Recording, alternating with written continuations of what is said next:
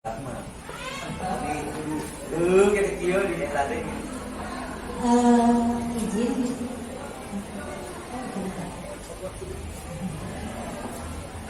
Izin menyampaikan sedikit apa yang saya dapat di guru penggerak Bapak Ibu.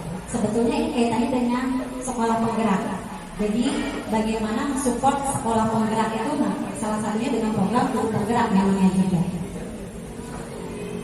Bapak, nah ini tentang budaya positif. Karena memang baik lagi di sekolah penggerak itu kita yang pertama kali adalah tentang karakter siswa, ya karakter siswa. Kemudian dalam membuat karakter siswa itu biasanya kita pertama kali saya mungkin kita tahu bagaimana sosok Bu Novi yang dulu ya galak begini, betul ya saya? Betul katanya Pak, saya galak memang seperti itu. Tapi saya coba tanya lagi ke anak-anak sekarang insya Allah berubah. Ya, kemudian ini kita bicara tentang budaya positif. Yang pertama itu tentang disiplin positif dan nilai-nilai kebajikan. Di sini kalau misalkan kita mendengar istilah disiplin, pasti kita berpikirnya tentang hukuman, betul ya? Pasti kita disiplin pasti harus menghukum, identik dengan menghukum. Padahal ternyata kita salah. Ternyata salah.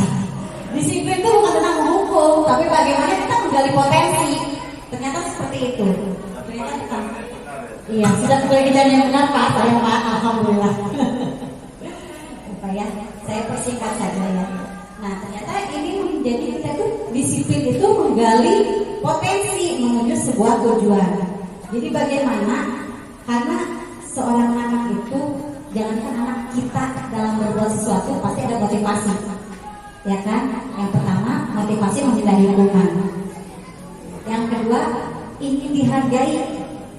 Yang ketiga yang motivasi memang dari dalam dirinya sendiri. Gitu. Bagaimana dia menghargai dirinya sendiri? Seperti itu. Ya kan? Nah diharapkan sekolah penggerak nanti depannya adalah seperti ini. Kita dapat memotivasi siswa untuk memiliki motivasi intrinsik, ya. Jadinya dia berdampaknya jangka panjang. Dia tidak akan lagi terpengaruh oleh hukuman. Jadi anak itu mengerjakan sesuatu sudah tidak perlu kita diancam. Nanti kamu tidak begini ya. Nanti kamu tidak begini ya. Nanti dihukum loh. Kamu tidak mengerjakan tugas. Dan diharapkan nanti sekolah penggerak tidak seperti itu. Ya, karena baik lagi kita ada kodrat alam dan kodrat zaman. Kita perhatikan lagi, kita sesuaikan lagi, masuk ke pembelajaran diferensiasinya. Jadi nanti anak jangan kita tuntut. Kamu harus mengerjakan poster kudu seminggu. Tidak bisa seperti itu. Jadi itu yang namanya asesmen itu nanti masuknya ke sini juga.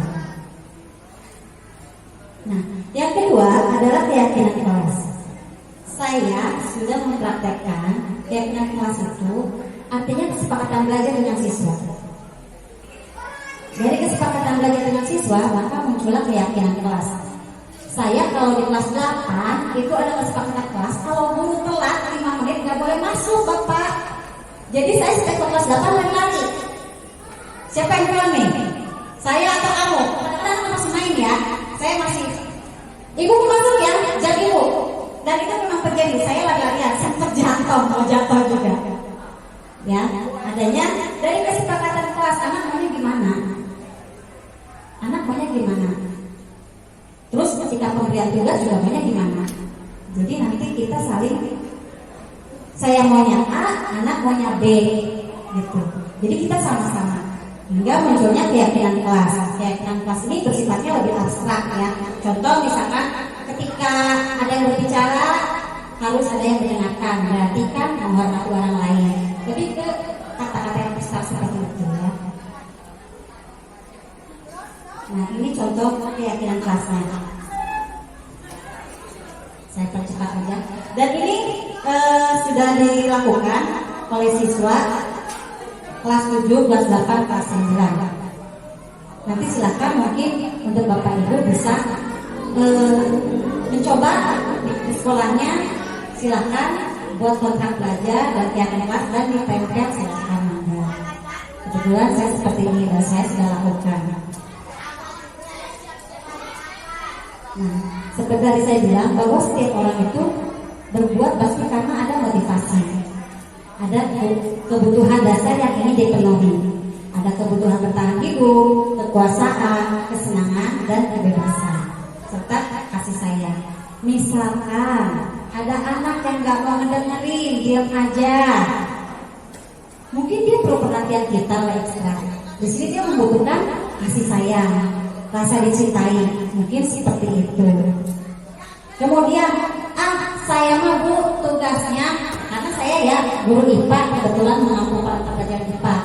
Anak ada yang saya kasih buat ketika membuat siklus air, ada yang lewat Canva karena maunya Canva, ada yang poster. Silahkan, saya persilahkan. Bu, saya tidak punya handphone. Silahkan, kamu maunya gimana? Kita lihat juga. Saya buat poster saja Bu, dan itu dipajang di kelas. Silahkan. Ibu memberikan tenggat waktu 1 minggu misalkan. Tapi kalau kamu tidak bisa sampai 1 minggu merupakan waktu ekstra, silahkan, tidak apa-apa. Tapi ada kriteria penilaian yang akan dikurangin ya dari ketepatan waktunya mengerjakan tugas. Jadi untuk kelas 9 yang terbaru saya buat vlog, sudah membuat vlog, kebetulan anak suka. Bu, saya melihat video ini. Oh iya, silakan. Ada yang lewat TikTok, seperti kemarin alat transportasi pada tumbuhan. Ada yang menggunakan TikTok dengan menggunakan itu juga alat seadanya. Ada botol aqua digunting, cari buat apa? Sayuran salada sawi putih. Kemudian kemarin juga tentang sel hewan saya membuat dengan menggunakan bola saya potong. Ya Pak Iya, Pak Iya masih ada nggak sih? Oh nggak ada ya, udah nggak ada, jadi nggak melihat. Nah, kemudian dalam budaya positif itu ada yang namanya 5 posisi kontrol.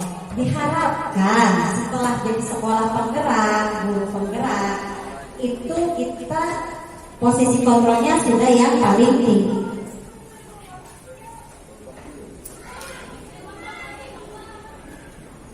Ya. Nah, yang pertama yaitu penghukum.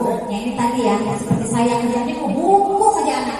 Jadi sekarang kita mau menopik, wah, tukang hukum nih. Wah, tukang hukum nih. Oh, dulu seperti itu Bu. Betul, saya tidak apa ya, bisa cerita yang dulu ya, kita menjadi lihat sih. Ya seperti itu. Bentar-bentar, kamu ini, nah seperti itu. Kalau yang perempuan merasa bersalah, apa kamu udah merasa begini? Jadi ayo aja anaknya disuruh merasa bersalah tuh. Kayaknya serba salah anakku ya. Pokoknya sumber masalah dan sumbernya salah itu anak. Padahal tidak seperti itu. Nah kalau teman, memang kita bisa menggunakan posisi kontrol teman. Tapi ada kalanya saking dekatnya sama anak malah ada yang gampang lah Bu, nanti aja. Ada yang seperti itu, tenang Bu, nyantai. Ada yang seperti itu. Nah, yang pemantau ini di sini diharapkan sekolah penggerak diharapkan guru-gurunya sudah memiliki posisi kontrol di manajer, di mana dia bisa menjadi teman juga pemantau. Pemantau ini ada sanksi dan konsekuensi dari kesepakatan kelas, dari kesepakatan sekolah. Ya, jadi buat kesepakatan sekolah yang melibatkan seluruh elemen sekolah, baik itu dari siswa, dari orang tua, dari guru, dan warga sekolah lainnya. Dari situ ada kesepakatan sekolah, peraturan sekolah. Kemudian konsekuensinya apa? Jadi kita tuh langsung ke anak. Nanti kalau anak yang salah, kalau anak yang bermasalah, bahwa kita nantinya usahakan ketika menangani masalah itu menggunakan cara restitusi, yaitu menciptakan kondisi untuk memperbaiki kesalahan. Jadi mereka itu tidak merasa karakternya direndahkan. Jadi ada langkah-langkahnya. Ada kan kadang-kadang sini. Jadi kan anak-anak pada tahu, kita dulu begini, tas ini begini. Nah, diharapkan nanti tidak seperti itu. Jadi anak itu kembali ke karakter dia, yang menjadi harga dirinya dia itu tidak merasa direndahkan, kemudian dia merasa dirinya salah, kemudian berusaha dengan tanggung jawab dari motivasi intrinsik untuk memperbaiki kesalahannya dia. Seperti itu. Nah, adapun cara restitusi ini yaitu pertama menstabilkan identitas, kemudian misalkan kamu itu bukan satu-satunya loh yang melakukan kesalahan ini, nah, seperti itu. Kemudian tindakan yang kedua itu validasi tindakan yang salah. Contoh seperti ini, kamu tahu apa kesalahan kamu? Kamu tahu nggak begini-begini? Apa kesepakatan kelas yang telah kita lakukan? Menurut kamu, kamu sudah melanggar tidak? Nah, nanti baru menanyakan keyakinan. Kesepakatan kelas yang bagaimana? Jadi dari kesepakatan kelas nanti akan ada kesepakatan sekolah. Ya, semua guru. Jadi ada kesepakatan sekolah. Bagaimana-bagaimananya. Jadi ketika anak itu sudah tahu sanksi dan konsekuensinya bagaimana. Ketika anak melakukan kesalahan, nah ini cara penanganannya ini. Tidak langsung ya. Sekarang kamu tahu nggak? Kamu sudah baca kan kesepakatan kelas? Yang mana yang kamu langgar atau yang mana yang kamu tidak sesuai? Konsekuensinya apa? Seperti itu. Nanti bagaimana kamu akan memperbaikinya? Akhirnya anak, oh ya Bu, saya tidak akan mengulanginya lagi. Kalau kamu mengulanginya lagi, kamu bagaimana? Kita balikan lagi ke anak. Contoh kayak kemarin saya ada anak yang ketika saya menerangkan ada yang bercanda di kelas 8. Sampai akhirnya anak-anaknya minta maaf ke saya, Bu maaf Bu, janji tidak akan lagi. Ya sekarang bagaimana? Maunya kamu bagaimana? Jadi alhamdulillah nggak capek uratnya, nggak capek lagi sekarang kan gak usah seperti itu lagi, lebih ya oke. Sekarang bagaimana? Dan itu emang alhamdulillah sudah beberapa kali saya coba terapkan hal yang demikian ketika ada anak di sekolah, maupun tidak hanya kesepakatan kelas maupun kemauan anak, tugas maunya anak bagaimana dan kapan waktu dikumpulkannya, akhirnya dia menentukan sendiri Pak, bukan saya. Jadi Bu nanti dikumpulinnya kapan? Gak gitu Bu, 2 minggu ya Bu, nanti ya. Boleh gak Bu besok? Padahal ketemu pelajaran saya hari Senin ya. Tapi udah ada yang Bu, boleh gak saya besok bikin videonya?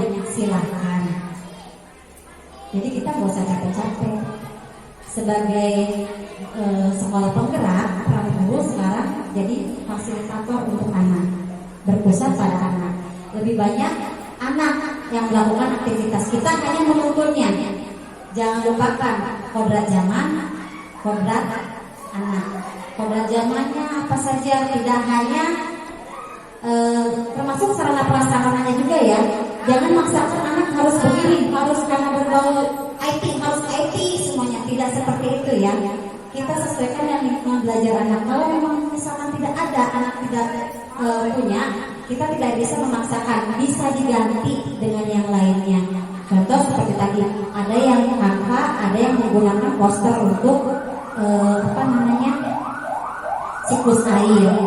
Jadi usahakan sebaik mungkin kita memperhatikan hal tersebut. Dan yang penting Bapak Ibu, karena sekolah penggerak, satu hal yang paling penting, usahakan segala sesuatu yang sudah kita kerjakan sesederhana apapun, buat dokumentasinya, karena itu akan dipertanyakan baik sekolah penggerak maupun guru penggerak. Bukan Bapak, karena itu sekarang kita memang kadang-kadang kita lupa ya, karena anteng kita lupa mendokumentasikannya. Usahakan nanti mah bayarnya harus punya tripod, gak aja tinggalin handphone begitu, nyalain aja video. Karena memang harus ada dokumentasinya, karena nanti sekolah penggerak juga akan dilakukan, ditanyakan apa yang sudah dilakukan oleh sekolah penggerak, kegiatan apa saja yang pernah dilakukan. Kalau misalkan kita nunggu nanti ditanyakan, kadang-kadang kita lupa, ternyata kita udah melakukan ini ya, ternyata kita udah melakukan ini ya, lupa. Jadi mendingan ketika ada kegiatan sekecil apapun, sesederhana apapun, karena sekali lagi bukan berarti sekolah penggerak harus bersifat yang kompleks, tidak. Justru dari hal yang sederhana itu bisa jadi nilai lebih. Jadi nggak harus yang harus begini, proyeknya harus begini, diayak-ayakin sampai akhirnya berusaha usaha ya syukur-syukur kalau ada, tapi tidak berarti harus yang apa namanya kayak manipulatif data seperti itu. Sudah saja yang aja yang memang anak lakukan. Jadi seperti itu. Mungkin hanya itu saja. Terima kasih. Assalamualaikum warahmatullahi wabarakatuh.